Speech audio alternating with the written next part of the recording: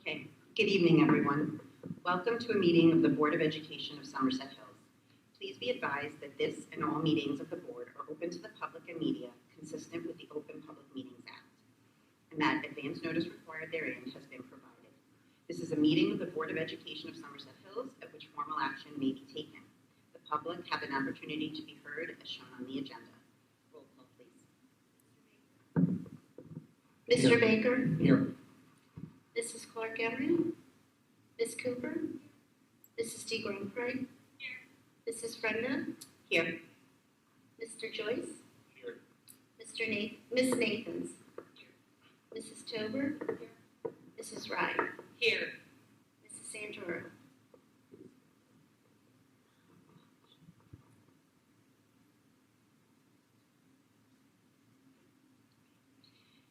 Executive session. The Open Public Meetings Act authorizes a public body to exclude the public from that portion of a meeting at which specified topics are to be discussed under circumstances where the public consideration of such topics will clearly endanger the public or where the personal privacy or guaranteed rights of individuals whose activities or affairs are to be discussed would clearly be in danger of unwarranted invasions, and the matters about to be presented for discussion clearly meet the circumstances test of such.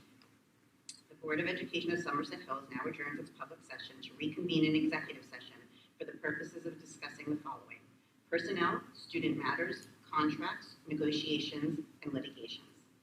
Can I have a motion to go into executive?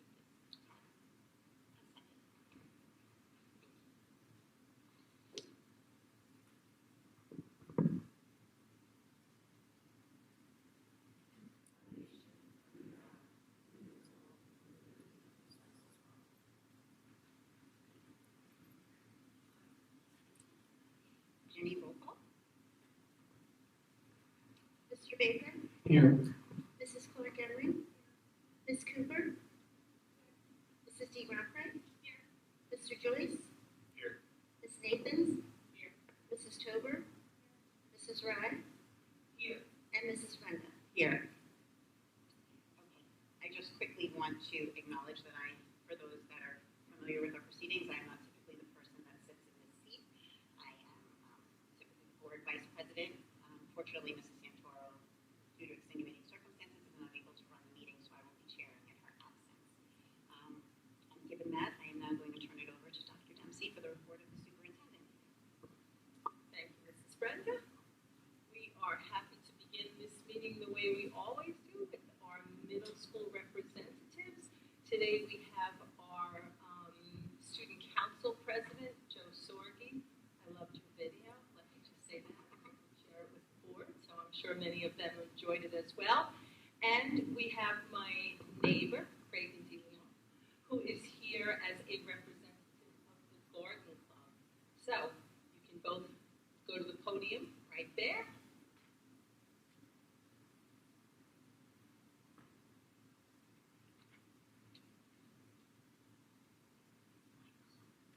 Good evening. My name is Regan DeLeon. I am a seventh grader at BMS. I'm one of the leading members of the BMS Green Team.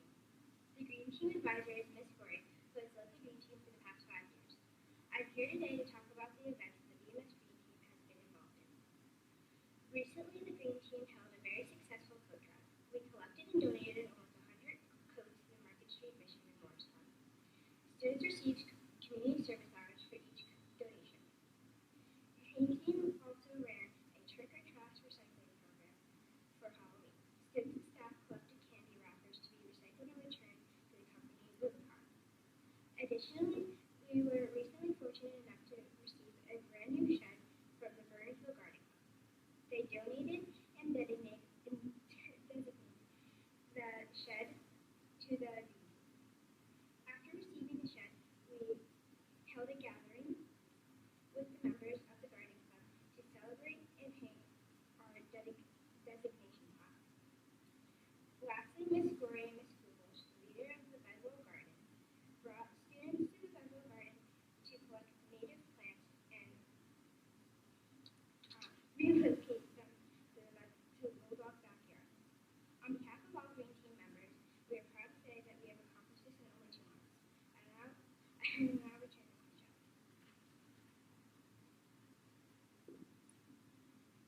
Joe Sorgi, and I'm in grade 8.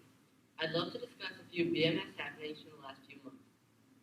I think it'd be best to start with our fabulous assembly supporting the Travis Manion Foundation.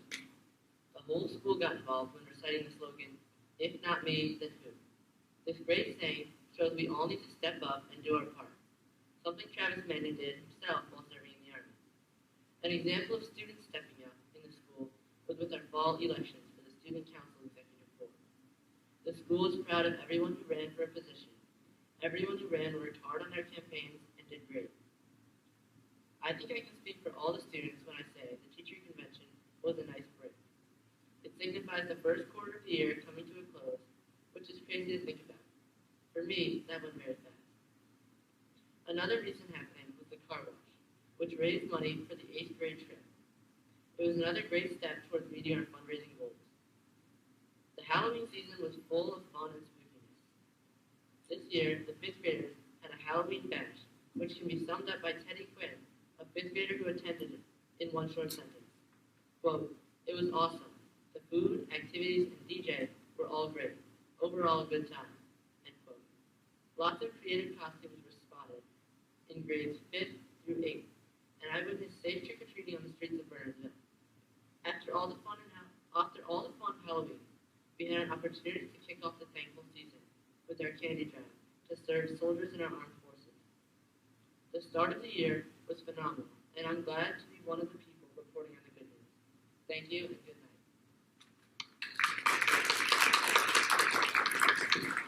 Thank you, Joe. Thank you, Megan. We're so glad that you came tonight. We have our high school reps, Max here or Audrey Paddock. No, I do not see either of them. So I guess we have to live without them, unfortunately. Before I turn things over to Dr. Brown, I just wanted to take a few moments to update the board and the community on the state of our strategic plan. The district has committed itself to a cyclical process of strategic planning over the last 10 to 15 years, recognizing that the process is designed to engage community stakeholders in collaboratively identifying strengths and weaknesses to help ensure the district is appropriately targeting critical issues while prioritizing and implementing goals and objectives. Just about a year ago, the district devoted 3 evenings to engineer a plan for the next 3 to 5 years. Members of the community graciously provided up to 3 evenings of their time to share their thoughts. This work then informed the work of the board's ad hoc committee, and last April, the district's written plan was memorialized. Part of our pledge in this work was to provide ongoing and timely feedback to the community. So tonight I want to take a few minutes to update the board and the public on the work currently underway in the district that has been informed by the district's published plan. The first set of goals in the plan speaks to planned facilities upgrades, and tonight's agenda contains resolutions for the middle school media center and the high school turf. Mrs. Rye's F&O committee report will provide details on the bid processes for both the middle school media center upgrade as well as the turf replacement on Olcott Field. 2 significant projects outlined in the strategic plan that will have an impact on the 23-24 budget. Once these plans are solidified, the business office will turn their attention toward in the spring of 2023 to planning for the high school track replacement. Thanks, guys. Each administrator spends September and October working every year with his or her supervisor to document each administrator's goals for the year, and many of the administration's efforts this year will support strategic planning initiatives. Building administrators and curriculum supervisors will move forward in our commitment to incorporate career exploration into students' school experiences. These plans include expanded counselor outreach, increased face-to-face and virtual opportunities for expertise sharing, potential career fairs, as well as planning for curricular enhancements to the related arts. In addition, the supervisor of technology will be researching options for K-12 tech programs to explore curricular enhancement and expansion of existing programs. This work will inform summer curriculum writing efforts as well as facilities work moving forward. The assistant superintendent will lead an exploration of dual enrollment possibilities as well as a careful consideration of how best to expand student learning experiences and VOTEC participation. In order to move forward in the district's work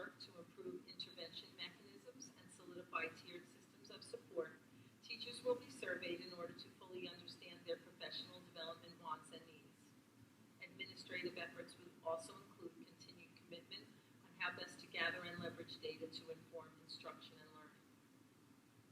Plan changes to community service programming across the district are already being implemented, and principals will continue to engage in this work this year and communicate with students and parents about progress.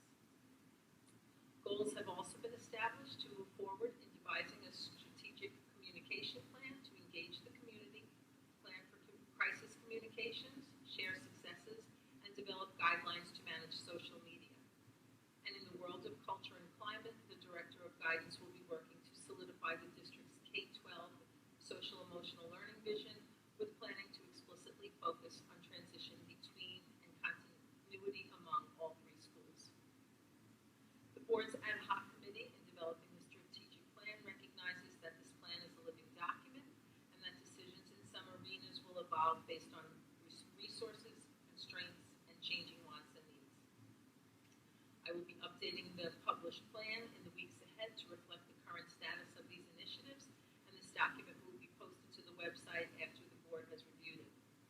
In doing so, the community can have confidence that the district is continuing to focus on the priorities that were devised with their input while keeping them informed in regards to progress and challenges. We remain grateful to all who participated in this process and committed to realizing gains in all of these arenas. Thank you. Dr. Brown? She is. Good evening, everyone. Thank you again for having me to speak with you today. For those of you who don't know me, my name is Monica Brown, and I am the consultant. I'm a senior associate with HYA, and I'm working with the Board of Education to help facilitate the search for a new superintendent. And I want to thank everyone who participated in the engagement portion of our process. This is where we get to know, our team gets to know the district so that we can recruit, screen, and recommend candidates that best fit what's needed here in Somerset Hills. So I'd like to just start off by thanking everyone who participated in our information gathering process. I'm happy to say that I was able to meet with board members individually as well as collectively, building administrators, central office administrators, the association leadership, the administrators here at the central office who are not affiliated with the association, the staff members in 3 separate meetings, the HSA leadership, and a town hall meeting with the public. We also had a virtual focus group in which parents, community members, students, and staff all participated. So what I'm going to do today is just give you a brief synopsis of the information that we gathered and the next steps, talk about the next steps for moving forward. So as far as the information we gathered, we asked all of the focus groups, including virtually, to discuss or to tell us the strengths of the district, the challenges that the district is facing, and some desired characteristics that people would like to see in the new superintendent. We then took the themes from the notes we gathered on all those different areas to create what we call a leadership profile and a list of desired characteristics. It will be these 2 documents that we will use to recruit candidates and, of course, screen and recommend candidates. It will also be these documents that the board will be asked to use as they are interviewing candidates to keep in mind the will, the desire, and the values of the community. So I'll jump right in with the strengths of the district as described by the focus groups, which is qualitative data that I collected taking notes, and then of course the quantitative data that was from the virtual focus group done electronically. But they were very similar. So among the most frequent strengths that are perceived by all the stakeholders is the strong academic performance and reputation of the school district. Included in that is a very highly dedicated staff and a wide scope of programming, both academically and extracurricular for the students. There was a strong sense that what made Somerset Hills, or what makes Somerset Hills special, is really the small size and family feel of the district. People talked about the personalized education that the students are able to achieve based on the hard work of the dedicated staff. There's a wide variety of curricular options and also extracurricular programming. And in general, there's a general consensus that this is just a very nice place to be. Just to follow up from the virtual focus groups, again, the strong academic performance of the students and the reputation of the district was one of the greatest strengths. Also, the professional and dedicated staff and the well-rounded students that are produced, that are the focus of the staff here, focus of everyone actually. Okay, so the challenges that the district is facing. So as the size of the district can be seen as a strength because of the healthy atmosphere and personalized learning experiences, it can also be a challenge. And many who I spoke to said that because of the size of the district, it was sometimes difficult for staff members because they had to have multiple roles, where in larger districts, those would be, there would be more expertise in each of the roles. Some of the students who I talked to were also concerned about some of the participation in groups because of the smaller numbers. But in general, it was said to be just a wonderful place to be. Another challenge that the district is facing is some of the factions that have developed. And we see this all over the country post-pandemic, but that some of the board meetings and discussion can become difficult.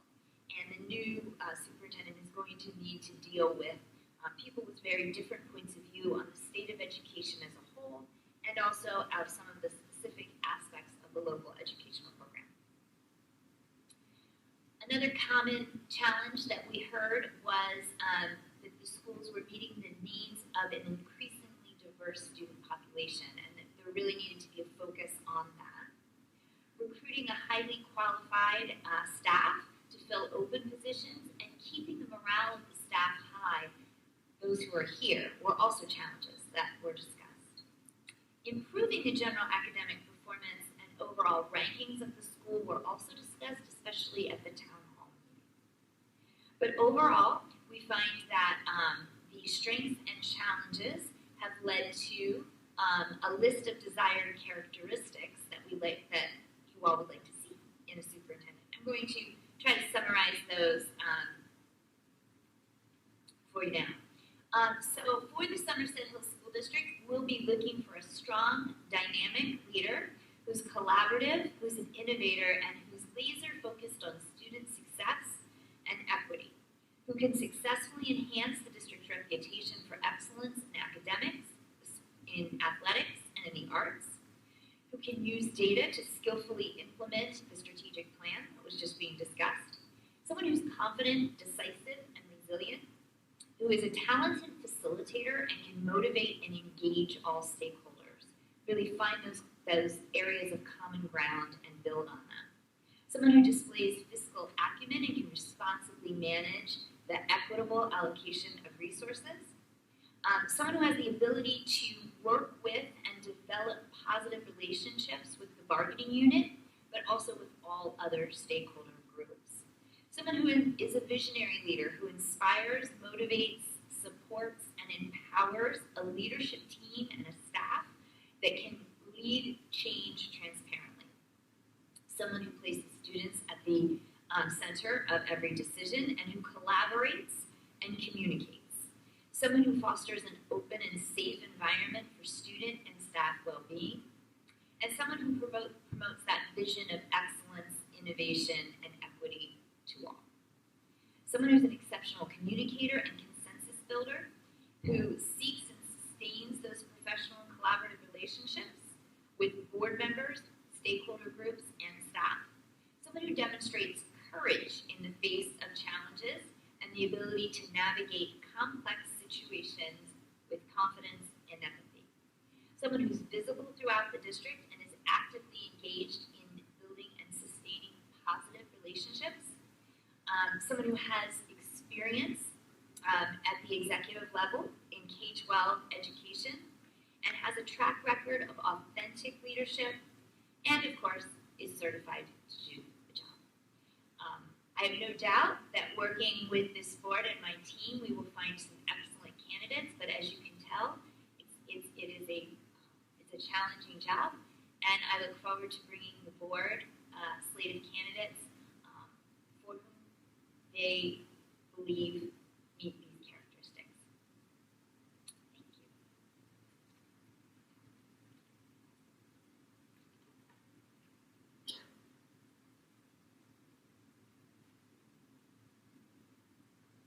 Okay, Mrs. DeBemfrey, did you want to read the retiree recognition? Whereas Lori Ock has been employed since September 2002 through December 2022 as a teacher, and whereas she exemplified expertise, commitment, and professionalism in all her duties, and now therefore be it resolved that the Somerset Hills School District and Board of Education recognize Lori Ock's retirement effective January 1st, 2023, and extend congratulations and best wishes for a happy, healthy, and enjoyable retirement.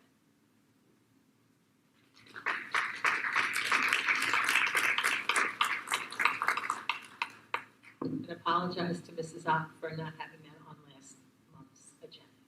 Thank you, and best of luck to Mrs. Ock in her retirement. Okay, we will move on to public comments for actionable agenda items. We very much welcome input from the public.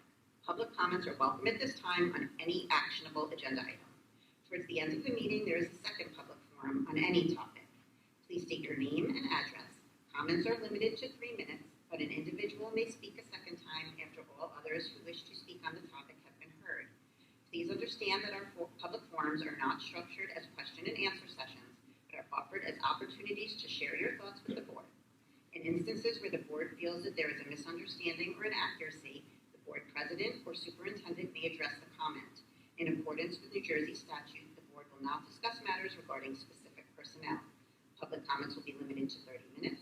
Thank you for your input, and we appreciate the mutual respect of the people in attendance.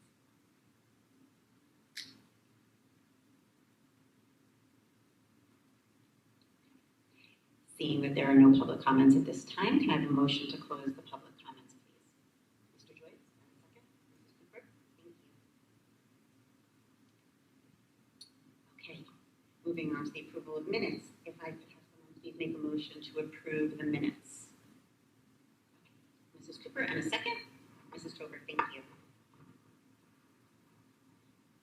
Any discussion? Mr. Baker, Yes. Mrs. Clark Emery, Ms. Cooper, Yes. Mrs. D. Rockford, Yes. Mr. Joyce, Yes.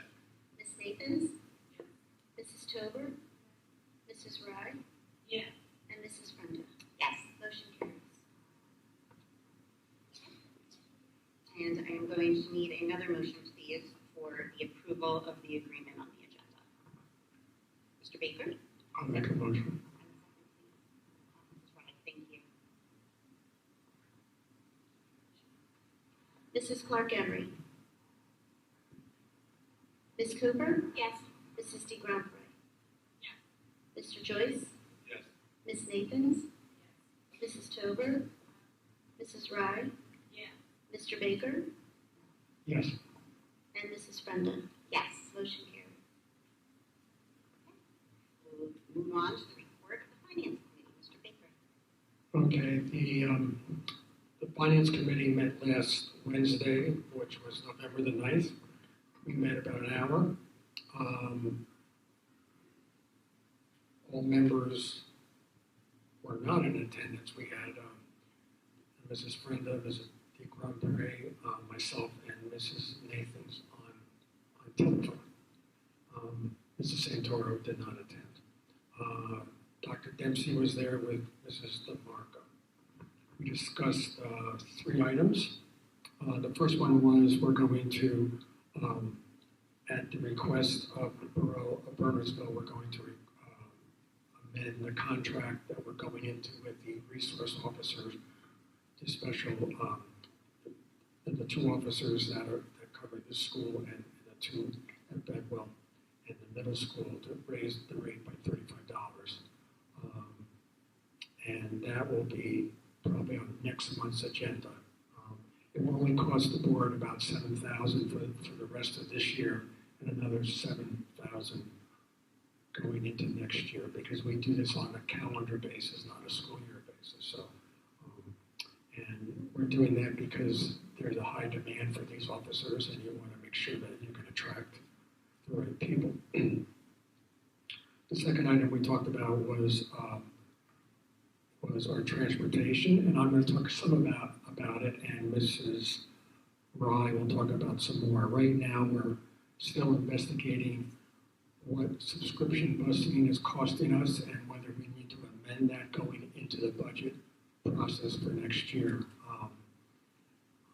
There's various options. We could restrict it, we could raise the price, so we're still not sure what we're going to do, but that will be discussion that we'll have with the board January, February, and March. You know, we have to make a decision whether we want to change anything. We might not change anything there at all. So it's a complicated topic because our transportation costs are it's our third biggest spend. You know, on the budget, it's approaching $2 million for everything. And related to that, we talked about our school buses. We have 11 buses, and some of them are getting very old and need to be replaced. One advantage is we have coming up, we have a couple of buses coming off their lease payments next year, so we could lease 2, 3, or 4 more small buses and not make our debt service any larger than it is now. So Mrs. DeMarco is going to spend some more time on that because school buses take a long time to order. If we want to buy a bus, we better make an order in February or March to get it in place by next September. So we have to make those decisions this springtime. And want to find out whether we may have to make a deposit or we need to put some money up front or we can wait entirely to the end. So we've got a lot more work to do on that. But that will be part of the whole budget process going forward. And the last thing we talked about, we were going to have student hearing, we were going to have residency hearings this month, but that's been postponed to next month. So they'll probably take place in the early part of December. So right now I'd like to move items 1 through 10. There's 2 items on the addendum. Do I have a second? Okay. Any questions on anything in my report? Okay, we'll do a roll call. Ms. Cooper? Yes.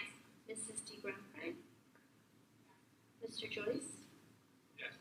Ms. Nathans? Mrs. Tober? Mrs. Rye? Yes. Mr. Baker? Yes. And Mrs. Clark Emery? And Mrs. Frenda? Motion carried.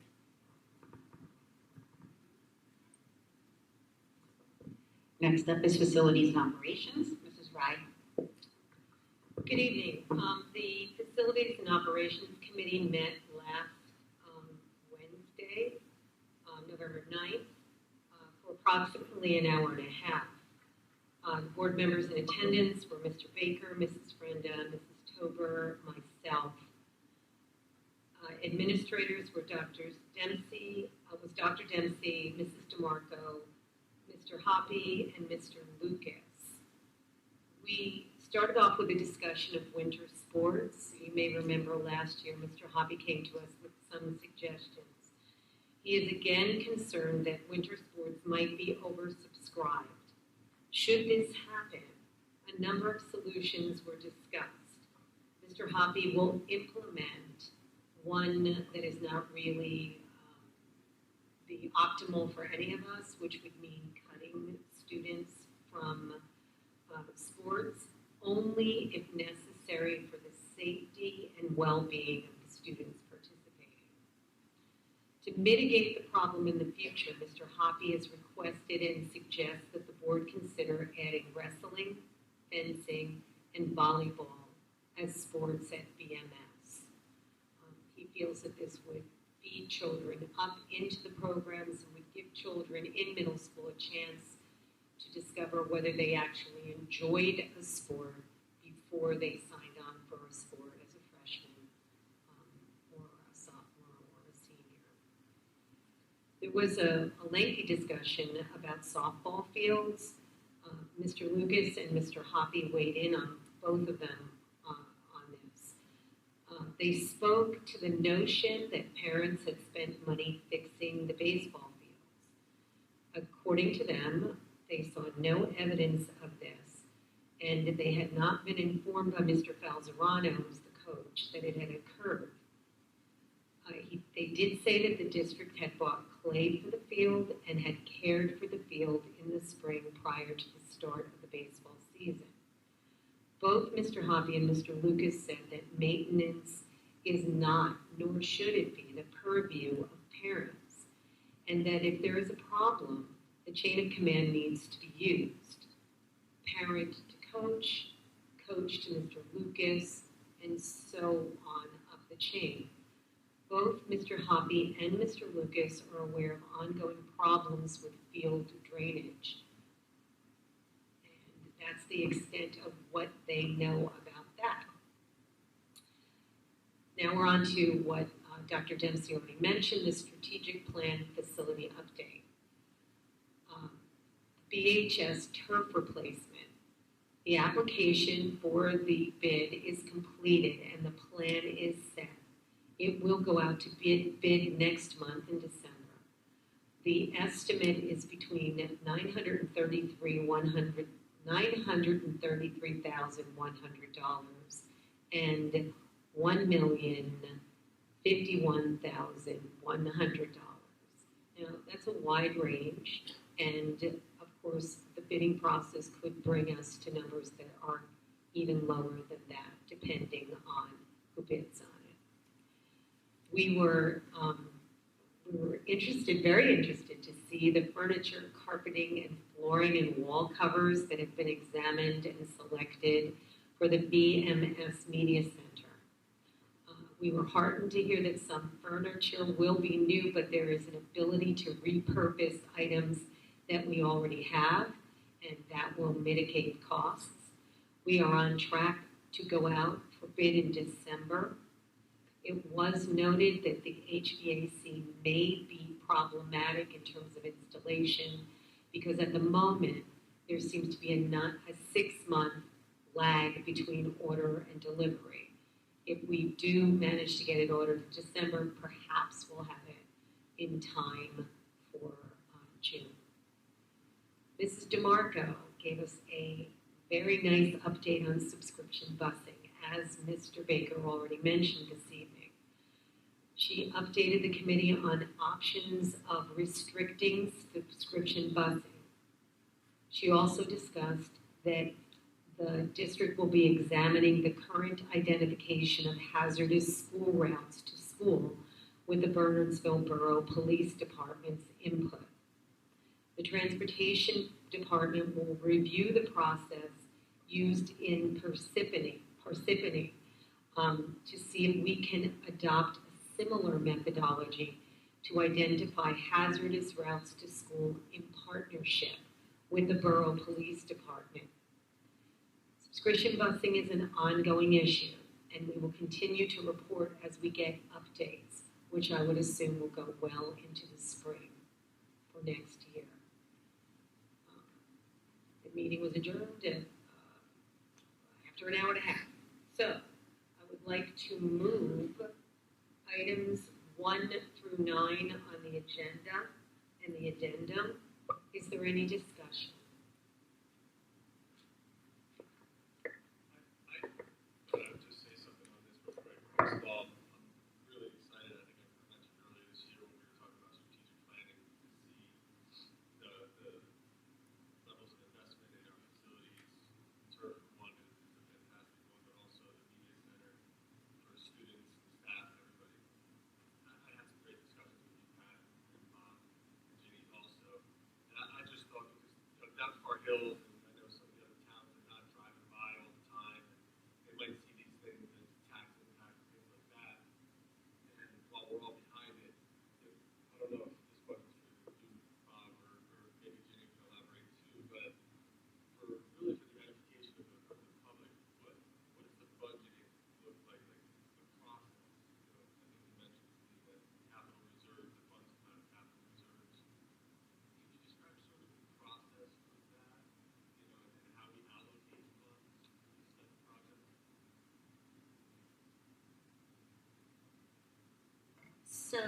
capital projects, we budget every year, and that's, turf project would be something that we would budget. So after we do an audit, after school year is over, there's excess money that we can say, we'll put some of this to capital reserve, so it's kind of like a savings account and a maintenance reserve. So every year we look at that and we say what projects do we have coming up and what amount of money are we comfortable pulling out for that project. Unfortunately, last year when we budgeted for the turf, we had a very low estimate when we started the budget process, and because of the pandemic, the supply chain and all that, the estimate kind of doubled. So we're actually strapping 2 budget years to pay for the turf, and that's why we're planning the plan this year with the hopes that we have enough money to pull out in the next school year, and so we could start the construction over the summer when it's not in use. So that's how a typical capital project is budgeted.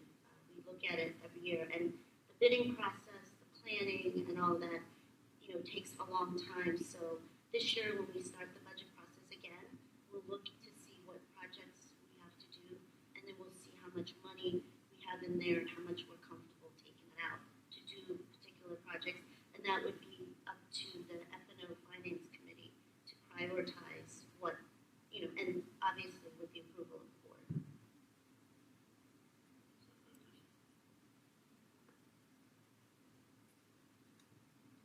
May I get a vote, please? Second, sorry.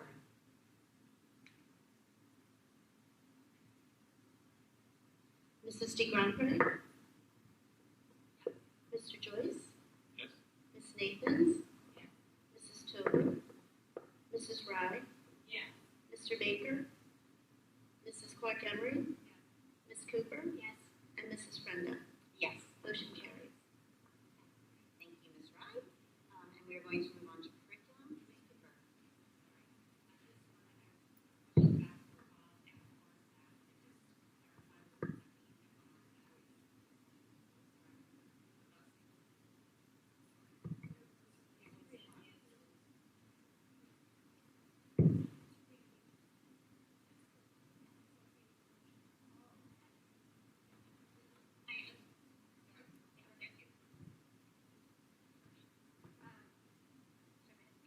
The curriculum committee met on Tuesday, November 8th for a little over 2 hours. Ms. Nathans, Ms. Brenda, Ms. Tober, and I attended, and we were joined by a lot of the administrative team, including Dr. Dempsey, Dr. Butler, Ms. Barna, Mr. Catelli, Dr. Edgerton, Ms. Garofalo, Dr. Nigel, and Mrs. Walker. My report will be a little longer than usual because our meeting was really jam-packed with some interesting updates. During most of the meeting, curriculum supervisors presented a variety of exciting new courses that they have proposed for next year. 9 courses were described, and all 9 were supported by the committee. Just take a step back, we talked about strategic planning, but in our planning sessions last year, we heard that students may benefit from greater support in the area of study skills, particularly for the transition from the middle school to the high school. In response, Ms. Walker and her team proposed a course called Learning Strategy. This new course was developed to meet the needs of general education students to foster more effective study skills, organization, time management, goal setting, and other necessary skills not currently included in other classes. All 7th grade students will cycle through the course in one marking period to learn about positive study habits and academic practices. At VHS, this course would serve at-risk students who at least initially would be eligible for this course by recommendation only. It is hoped that this course will provide them with additional tools to help them succeed academically. Mr. Catelli then presented 3 new courses in world languages and social studies for students at the high school. First, he proposed a course entitled Integrated Spanish. This course will be designated for students with limited or interrupted formal education entering into the high school program for English language learners. These students are typically conversational in Spanish, but do require foundational reading and writing skills in Spanish. Mastery of these skills directly impacts their ability to master an additional language, and in this case, English. This course will focus on all world language domains, including reading, writing, speaking, and listening at appropriate proficiency levels. The last quarter of the course will also help students plan and prepare for their future years of high school and beyond, including career planning. Mr. Kelly also proposed 2 new social studies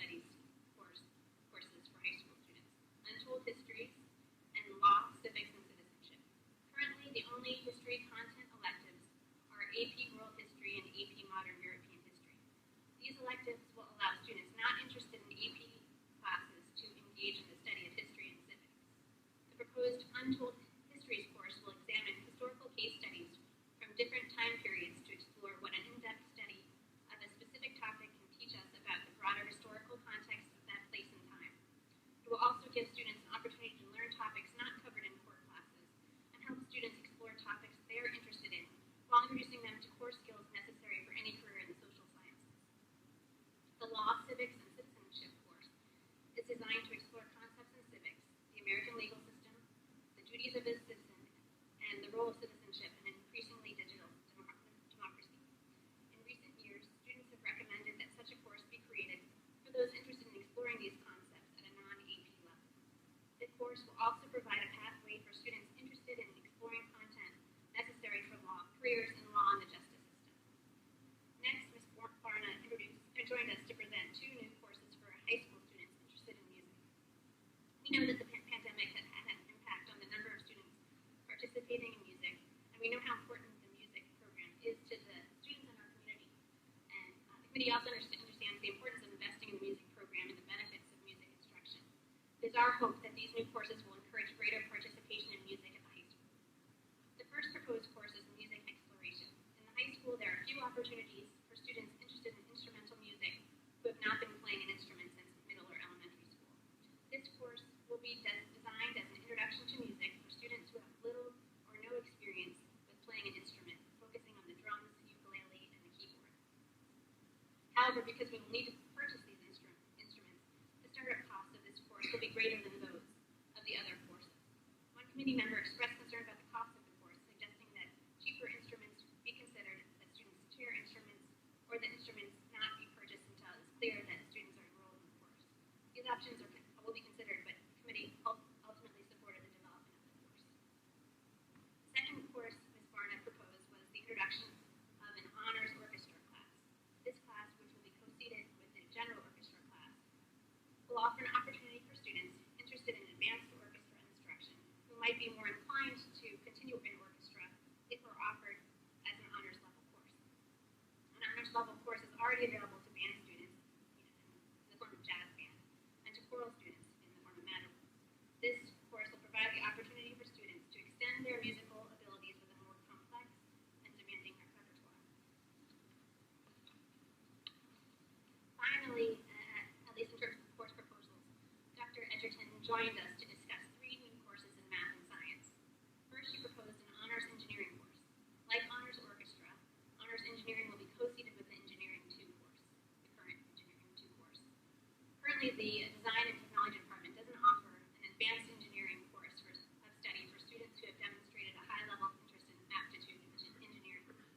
In this course, by solving real-life problems, students will explore a broad range of engineering topics, including mechanisms, the strength of structures and materials, and automation. Students will develop skills in problem solving, research and design while learning strategies for design process documentation, collaboration, and presentation. The second course Dr. Edgerton proposed is multivariable calculus honors. This course has been proposed to meet the needs of the increasing cohort of double accelerated math students in high school. It's designed for students who have successfully completed AP Calculus BC their junior year. Without such a class, these students will have few options in math at high school and would need to take a class that continues their math learning elsewhere. It is the equivalent of a third semester of college-level calculus, and the concepts in this class provide the foundation for higher level courses in math, economics, engineering, and the sciences. The last course the administrators proposed is AP Pre-Calculus. The College Board has recently developed an AP Pre-Calculus course, similar to our honors pre-calculus course, with the first exam session taking place in May 2024. Students who take this class will be highly prepared for success in AP Calculus or college calculus. While the administration supports the introduction of this course in the curriculum, they have some logistical questions and are considering delaying the introduction of the course for a year to see how other schools address these issues. The committee supports the introduction of the course either in 2023 to 2024 school year or the 2024 to 2025 school year, and is interested in learning more about how other schools are handling these We transitioned into a discussion of attendance data in the context of disproportionality. Consistent attendance is important for optimal learning, regardless of the reasons for student absences. As part of the discussion, Dr. Dempsey presented the results of her analysis of attendance data before the pandemic in 2018 and 19, and after the pandemic in 2021 to 2022 as part of her merit goal. Dr. Dempsey analyzed attendance data by race and ethnicity, socioeconomic level, special education status, and English language learner status. Note that socioeconomic data from 2021 to 2022 were not deemed reliable because they're based on data on students in the free and reduced lunch program, and that since all students in 2021 to 2022 were eligible for free lunches that year, this policy may have affected the number of students who applied for this program. Generally, the administration and the committee had concerns about the high levels of absence over time across all buildings and across all subgroups, and the pandemic has exacerbated these concerns. I'm just going to summarize a few high-level findings from this analysis.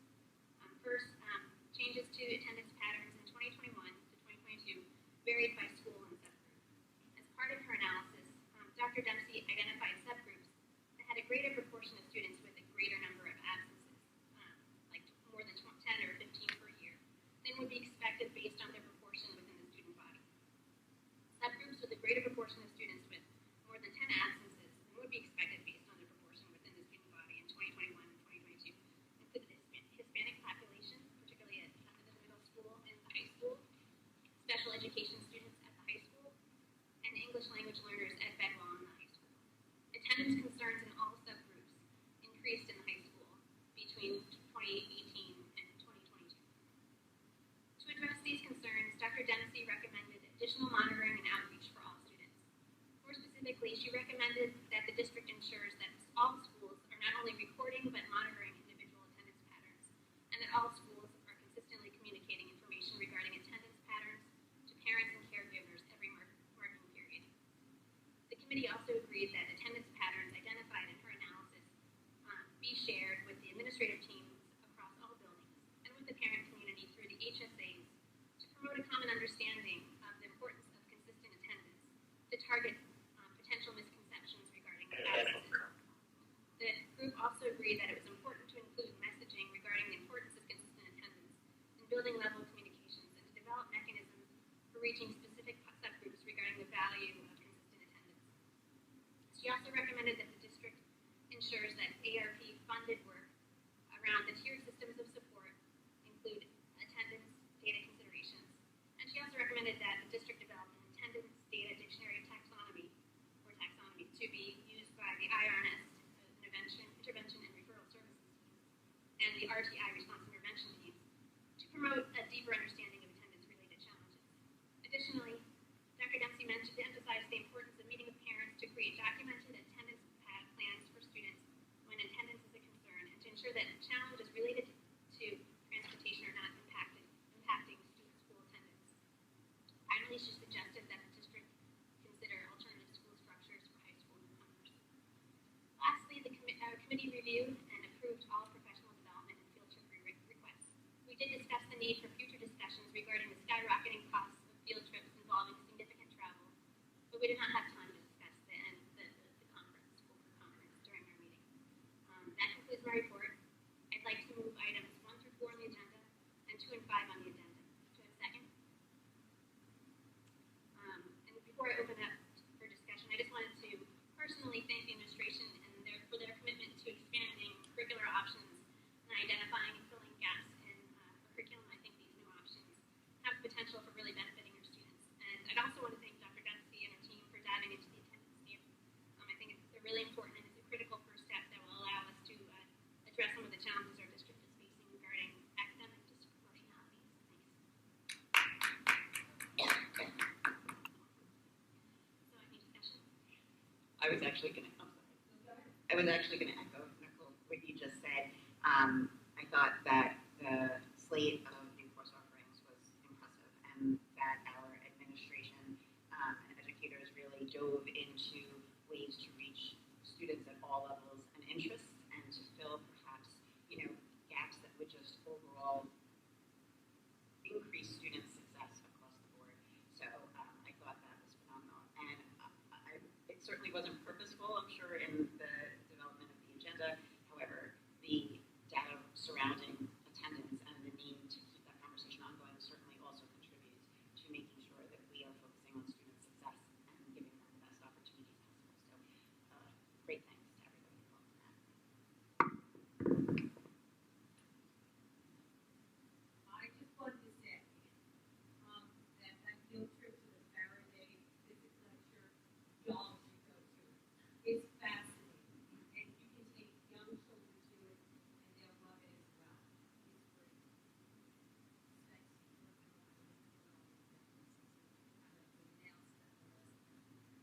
I'm glad they're doing it. The only thing I'd like to add, I appreciate all of this being added in terms of curriculum, would be, I know especially since children have yet to have gaps with COVID, it would be lovely to see if in the future we can work towards adding more learning strategies in at younger ages. Because I do feel like seventh grade, they definitely need it by then, but they definitely can use it earlier, even in very well, and even then up into earlier ages in the middle school. They don't know how to study, a lot of them, and I can see it in my own children, and I can see it in their friends. If there's a way that we can integrate it even lower, even into tools or anything like that to get And that should be happening this year. So last summer, we integrated into tools in fifth grade, so there should be a lot of study skills in there now that was not there before. But I completely hear what you're saying. I think in our conversation, it was, in a perfect world, you'd hit it at every grade level. And how to do that, we knew what we wanted to do at the high school, but we also knew we needed something between fifth grade and ninth but grade. then how we Yes. inch it down further, I think that would be great, because then they need to be more prepared coming up, and maybe even better. Sure. for that. Sure, transferable skills that everybody needs. On the AP pre-calculus, do we know what other schools are going to do that around us? Do we know? Nicole had some information, and I She know did. Olga I chimed got, in let me too. see if I just got it. Olga responded today. Okay. I was just, I could see, I just know, I know that one private school in the area is not doing it, but it's private schools. I know Olga provided, information.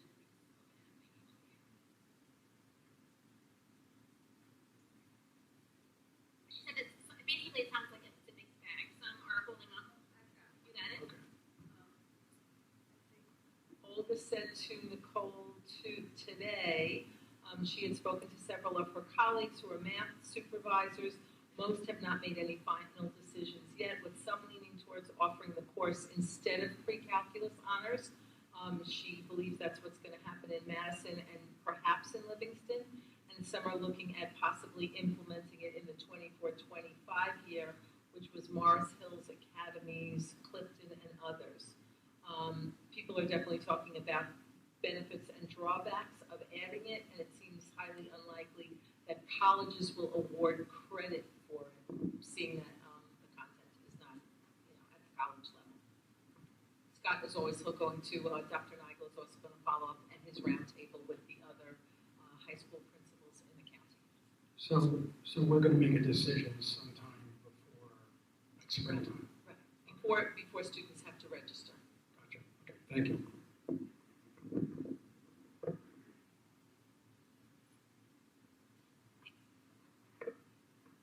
Any other comments? Roll call. Mr. Joyce? Ms. Nathans? Mrs. Tober? Mrs. Rye? Yes. Mr. Baker? Mrs. Clark Emery? Ms. Cooper? Yes. Mrs. DeGrunford? Yes. And Mrs. Frenda? Yes. Motion carries. Thank you, Ms. Cooper. And now moving on to personnel. Mrs. DeGroote.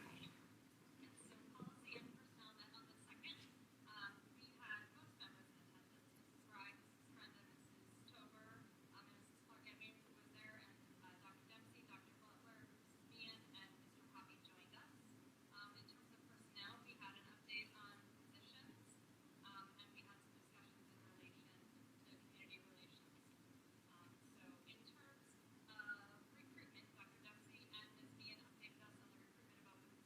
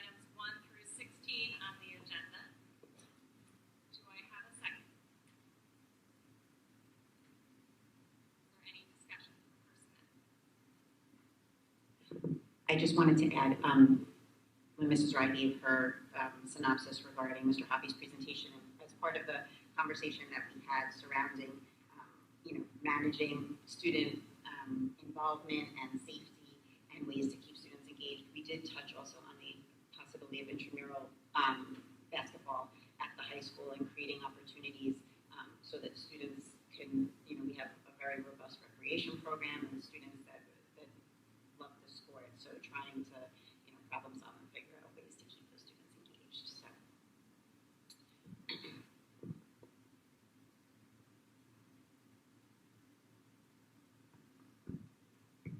Ms. Nathans? Mrs. Tober? Mrs. Rye? Mr. Baker? Yes. Mrs. Clark Emery? Ms. Cooper? Mrs. D. Grumfrey? Yes. Mr. Joyce? Yes. And Mrs. Brenda? Motion carries. Okay, and with that, since I already discussed policy, I'd like to move item 1 for policy. Do I have a second? And any discussion?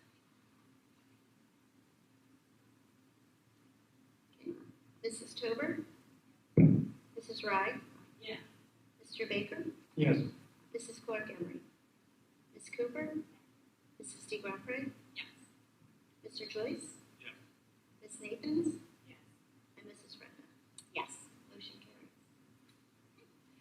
We are going to move on to public comments, and I just wanted to note that at last month's meeting, we discussed on a trial basis moving supplementary matters to take place after public comments, so that is the change in agenda that you will see this evening.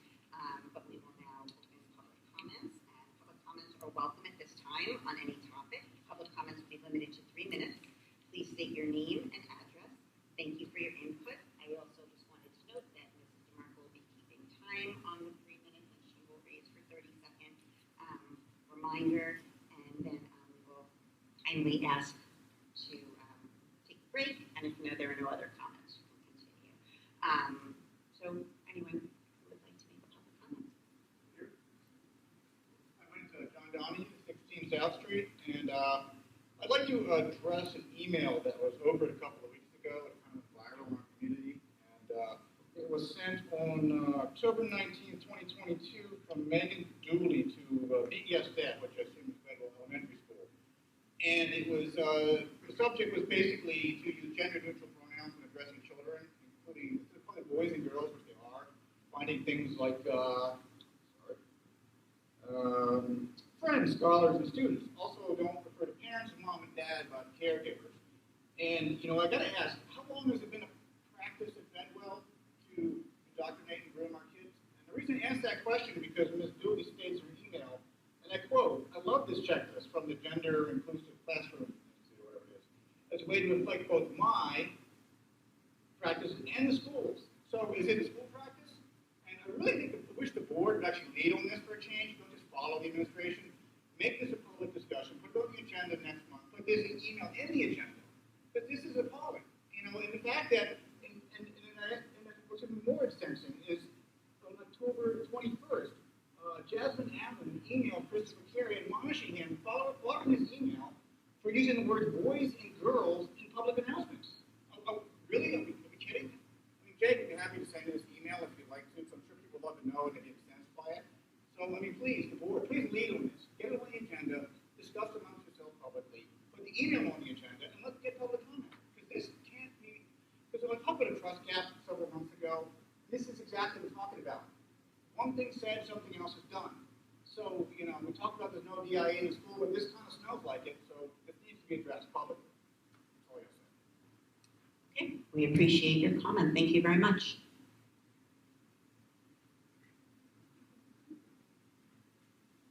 Sarah Falzerano, not only am I a resident of the district, I am a parent of the district, I am a coach of the district, I am a shea leader of the district, and I am also a teacher of the district. So I wear many hats. My comments, I will hopefully you'll be able to tell which hat I'm wearing as I comment. Board of Education, I do believe that you just heard a comment that was referencing a member of your staff. We went over last meeting about how that should have been stopped. That was criticizing a member of your staff. That comment should have been stopped. In reflection to that comment, Best practices in education are to include everybody. Parents, wouldn't you want your child included no matter who or what they are? That is a best practice in education. Now I'm wearing my parents' hat. I have a son on the baseball team. I also have a husband that is the coach of the baseball team. The comment before about the fields, I want to let you know, Board of Education, since before my husband's tenure, Jeff Alzerano, of baseball coach, that he's going into year 20 now, parents have always been an integral part of field maintenance. Nobody complained years ago when it snowed, right after the year after Sandy, and parents came and cleared off the turf of snow. But if parents are now helping with the field, which they have been since before my husband's tenure, that's a tradition that has been going on in the baseball team. I, as a parent, received an email from parents that my husband wasn't on as a coach. So to insinuate that he is going behind back and not following protocol through my copy to Doug Lucas for field maintenance requests is ludicrous. He has stood at these very board meetings. Asking for help. He has asked board members to come walk the field with him. A few of you have. And yet, very little has been done. In the Skyline Conference in northern New Jersey, this field at Bernards High School is known to be one of the most dangerous fields. And state games and preseason games are most often canceled or rerouted to another field because of the quality of this field. So now I'm changing to a union hat. That's personnel matter. You know better than to think about criticizing, because it's insinuated as criticizing, that he did not follow proper protocol. Going to my copy and then through Doug Lucas, he has. That is criticizing in public. Section 5 of our contract, Article A, set point 3 says, Board of Education will not, in a public setting, criticize a member. It is so disheartening when all we want as coaches, and I'm a coach too, and you all know this, what we want as coaches, what I want as a parent for my son, is to have the best experience possible. That's it. Best experience possible. And for 19 years, I've watched this. And we get the new turf, and we get a turf 10 years ago, and it's all wonderful for our students. And when we try to go through the proper protocols and nothing is done, and then we get blamed for things that are out of our control. Because that's exactly what happened. Am I up to 3 minutes? Thank you. That is exactly what has happened here tonight, and it's heartbreaking. Ms. Gutierrez? Ms. Falzerano? I just wanted to note something in one of your comments about the name of a staff member being by the public. I technically can't stop the public from saying whatever it is that they want to say. The only thing that we can do is remind them that whatever they say, whatever member of the public says, their life, their own words, is not the Board of Education. And that wasn't, you did not happen to do that with that person as a chair. That was said at the beginning of the meeting. Okay, but also, let's go back to last week. Is this a discussion because you replied to me? I simply wanted to just make that clear. I'm happy to talk to you about it right now. Absolutely, please contact me about that. Hi, Michelle Dooley, 8 Olcott. I wanted to talk about the email that gentleman talked about earlier. I am a teacher in elementary school for 18 years, and I have 3 kids here in the district. I think it's really important to teach inclusion, include everybody. When I address my students, I say friends, I say first graders, I say third graders. Clearly, no one's paying attention to me. But if it makes one kid feel included, then that's important to me as a parent and as a teacher. And I applaud that anyone would speak up and think that this is important to share. I don't think anyone's being forced to do any of these things. I truly believe it's because we're a public school and we include all people. I also have, throughout my years, started saying, give this to your grown-ups. Because I had a kid in foster care last year, and he was removed from the home, and he lived with foster parents. And so if I said, give this to your mom and dad, that's heartbreaking. My friend lost her dad when she was in middle school. You said, give this to your mom and dad. Every single time she's reminded that her dad passed away. It's a kind, inclusive thing to do, and it's the right thing to do. And if it upsets some people, I'm sorry. I'd rather make a kid feel included and safe, and I'd rather include all different kinds of families, whether they're 2 moms, 2 dads, whether they're being raised by their grandparents, whether they're their mom is a single mom. I have kids that have single moms that have done in vitro, and there is no dad in the picture. And I try to be good and say, you're grown-ups. And I said mom and dad to one of my students. I don't have a dad. I just have a mom, and that's fine. And so I just think that as a community and a school district, we should be inclusive and kind to everyone. And if it upsets people that we're trying to be kind and inclusive, we have a problem with other people. But thank you. Thank you very much for your comment and your input. We appreciate it.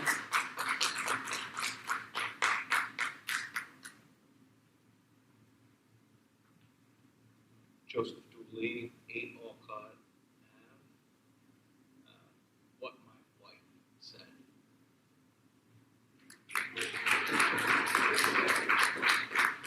Thank you, Mr. Dooley, for your comment.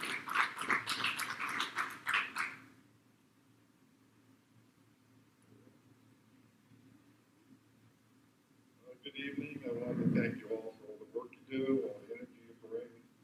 It's much appreciated. Excuse me, just your name and address. Bill Simpson, 53 Mendham Road, Gladstone, New Jersey.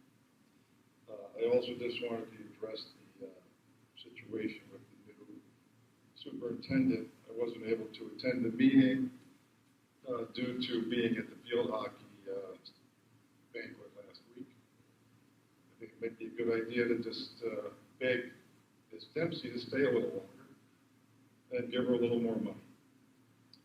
I have a question. So I understand there is some negotiation going on between the board and the teachers. Is that correct? Yes? Okay, no one. I see you nodding. Okay. So if it's okay, I just have something I'd like to put on the record. Is that okay?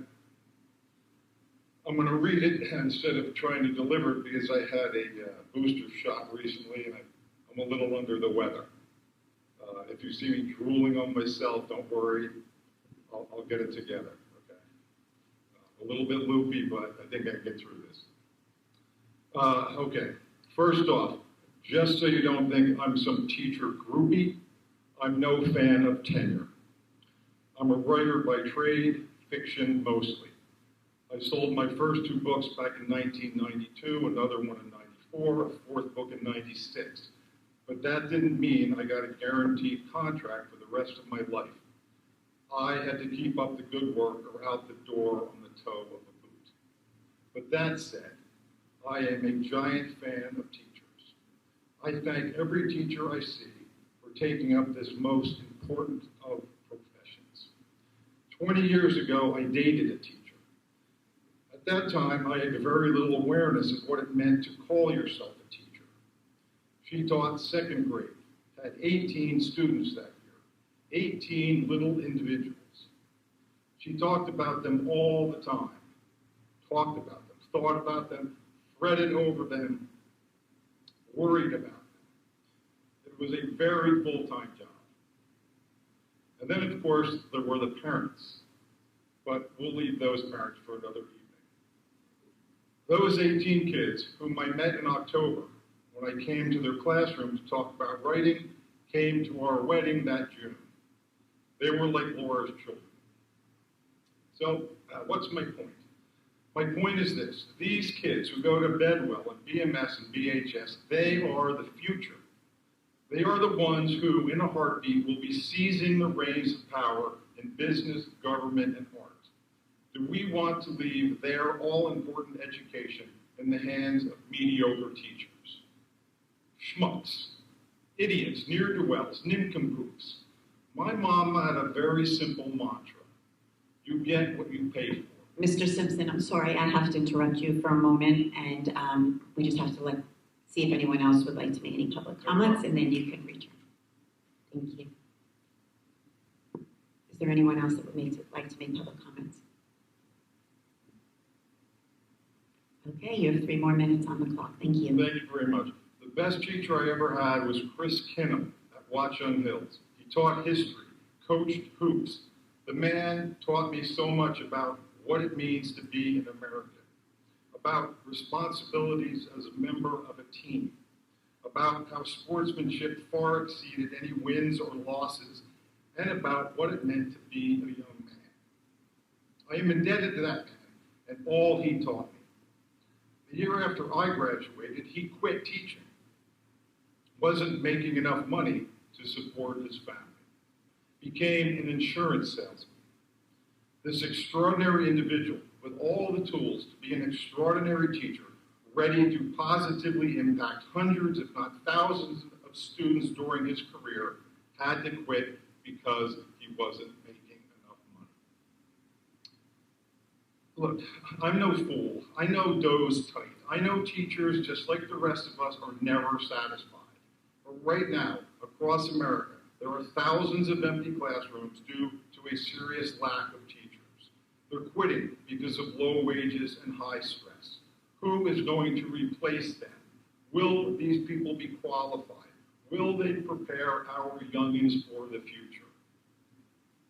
Personally, I don't want to find out.